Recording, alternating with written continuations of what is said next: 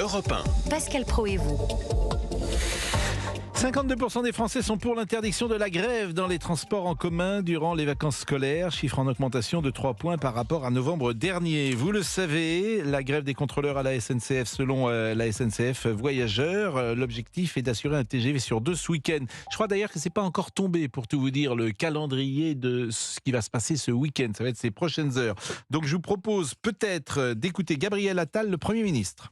Quand je me mets à la place des Français, je peux avoir parfois le sentiment que une forme d'habitude à chaque vacances qui arrive, d'avoir l'annonce d'un mouvement de grève.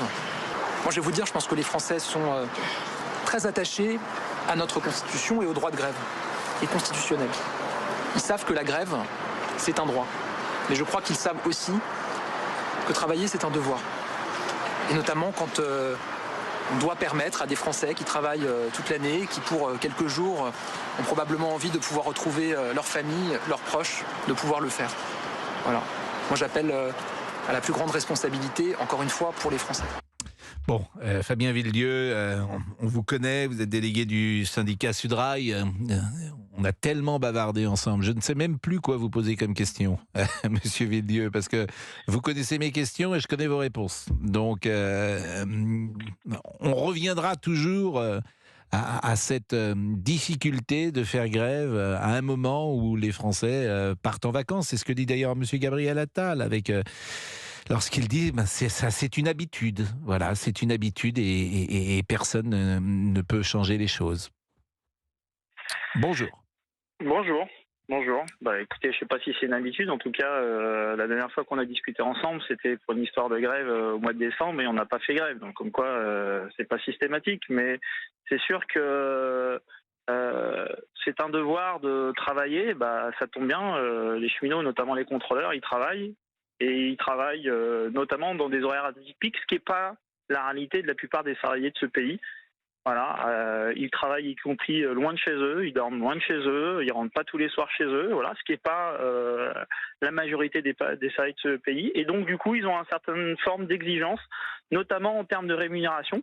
Ça, pour le coup, je pense que les Français peuvent se retrouver là-dessus. Le problème, c'est qu'en France, et ça, pour le coup, je pense que le gouvernement Attal a une petite responsabilité. Si vous tapez pas et si vous tapez pas très fort, on ne vous écoute pas. Mais ça, ces règles-là, c'est ni Sudrail, ni Fabien Villedieu, ni les contrôleurs qui les ont mis en place. C'est peut-être même un petit peu le sens de l'histoire et ce gouvernement qui n'entend que sous forme de coups de pression. Et je pense que la SNCF, en tout cas sa direction, c'est un petit peu la même chose. La difficulté, c'est que hier, par exemple, j'étais avec un contrôleur, 23 ans. Il a 23 ans. Je lui ai demandé son salaire annuel. Il a Bac+2. Il a déclaré l'année dernière, pas brut, 38 000 euros.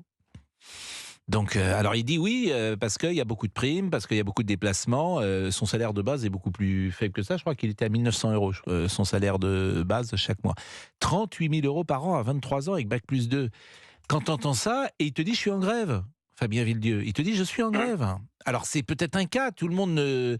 Il a eu d'ailleurs cette très grande honnêteté, on peut ressortir d'ailleurs le passage hier, mais c'est vrai que quand on entend ça, on se dit c'est pas les plus mal lotis.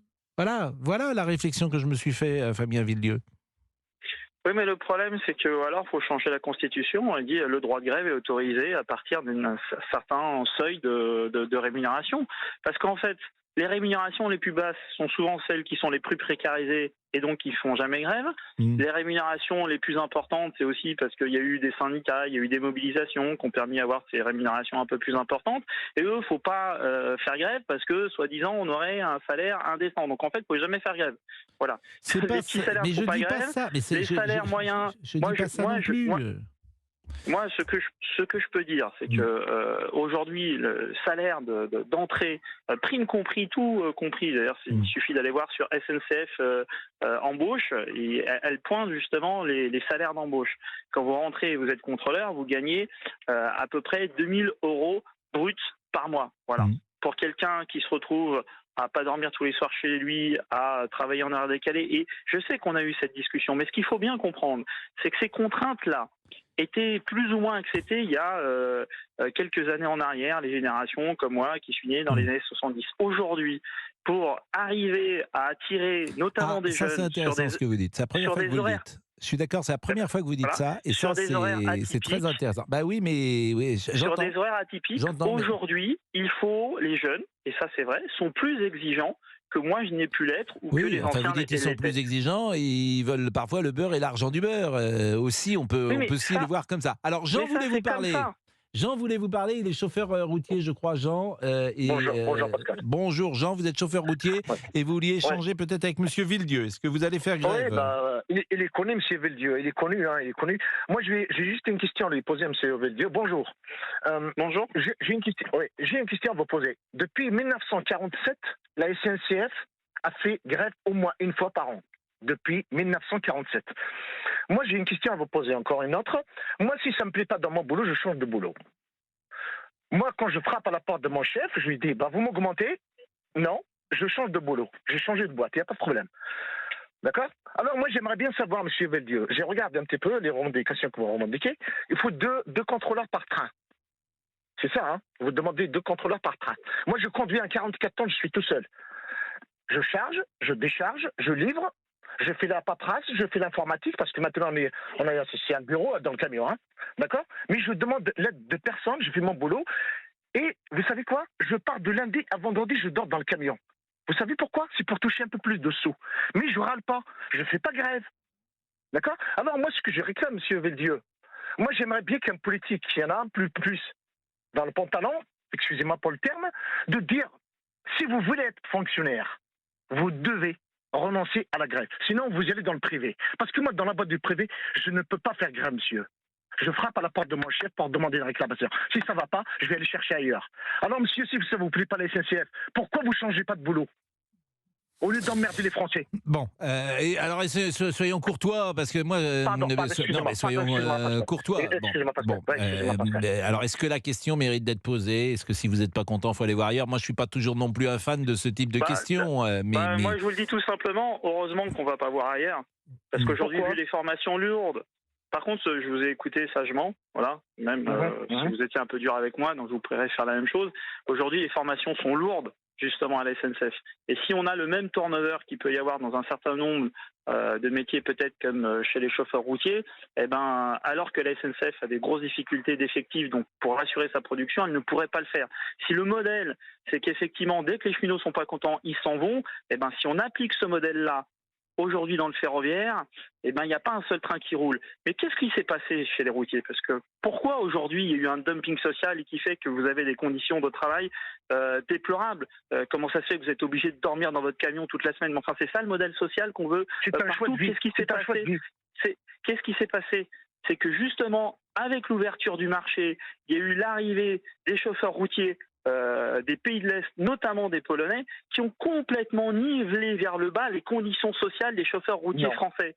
Non. Et aujourd'hui, les gens ne le savent peut-être pas, mais la moitié des marchandises transportées en France sont transportées par les chauffeurs des pays de l'Est qui vivent effectivement comme des esclaves. On les voit les week-ends d'ailleurs à dormir dans les aires d'autoroute. Si effectivement le modèle social, c'est ça, eh ben heureusement qu'on ne suit pas ce modèle social-là. Parce que moi, j'ai tendance à penser que le modèle social s'est amélioré. Je suis d'accord, mais il faudrait trouver la difficulté. Je l'ai dit, les salaires. Parfois, moi, en fait, je n'arrive pas à savoir les salaires des chauffeurs. Voilà. J'y arrive pas à savoir les salaires des conducteurs parce que c'est jamais les mêmes qui sont donnés. Bon, il est 11h54 de toute façon. Vous savez que les obsèques ou l'hommage à Robert Badinter a commencé il y a quelques minutes. Je dois dire que Lionel Jospin est présent, Alain Juppé, Jean-Marc Ayrault, Gérard Larcher est arrivé comme François Hollande, Caroline Fiat et Éric Coquerel sont bien là, les députés insoumis. Gabriel Attal, je crois, vient d'arriver. Puis l'acteur Vincent Lindon également est présent. Vous vouliez rajouter quelque chose, Jean, peut-être? Oui, Pascal, moi j'aimerais bien savoir pourquoi toujours on dit oui, mais la difficulté. Soit vous avez fait les études pour être un cadre supérieur, si vous n'avez pas fait les études, si vous étiez derrière l'école au moment des études, c'est pas de ma faute.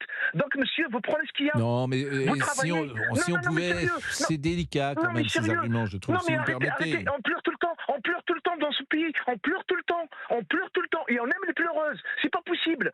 Il faut se lever le matin et travailler. Un marin qui est dans le sous-marin nucléaire, il dort dans combien de mètres carrés, le pauvre? Pour gagner combien? Mais il se plaint pas. Bon, écoutez, merci en tout cas Jean. Monsieur Villedieu, le préavis est posé là de toute façon, il n'y aura pas de possibilité que ce préavis soit levé, on est d'accord Monsieur Villedieu. Il y aura grève ce week-end. Oui, il y aura grève ce week-end. Bon, et je confirme. Alors, il y aura grève. Et alors, c'est une grève qui sera suivie par combien de personnes à peu près en pourcentage? On n'a pas tout à fait les chiffres, mais a priori, on devrait être aux alentours de 70% des contrôleurs qui seront en grève ce week-end. Donc, ça veut dire que quand les contrôleurs sont en grève, le train ne peut pas rouler? Ça dépend lesquels. Ça dépend lesquels. Les TGV, non.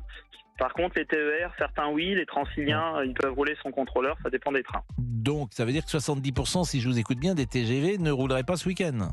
Non, pas forcément, parce qu'il y a des possibilités de remplacement qui sont faites chez les contrôleurs. Je sais qu'il y a toute une série de personnes qui ne sont pas des contrôleurs et qui ont passé des formations pour assurer les... Et dans ces cas-là, qui ne contrôleront pas. Par contre, je vous le dis, ils ne contrôleront pas. Ils sont juste là pour des missions de sécurité. Mais ils seront dans le train. Ah oui, et donc, le train pourra rouler. Donc en fait, il y aura un impact, notamment sur les TGV, mais qui ne sera pas à hauteur de 70%. D'accord. Donc je traduis en clair pour ceux qui nous écoutent, il y en a qui vont monter dans le train sans payer. Sans payer, voilà. Gratos. Il n'y a pas de contrôleur, si vous leur dites qu'il n'y a pas de contrôleur. Merci Monsieur Villedieu, merci beaucoup. Il est 11h57 et ce sera le flash dans une seconde de Cédric Chasseur. Et vous pouvez réagir en composant ce numéro avec Pascal Pro sur Europe 1. Appelez Pascal Pro au 01 80 20 39 21.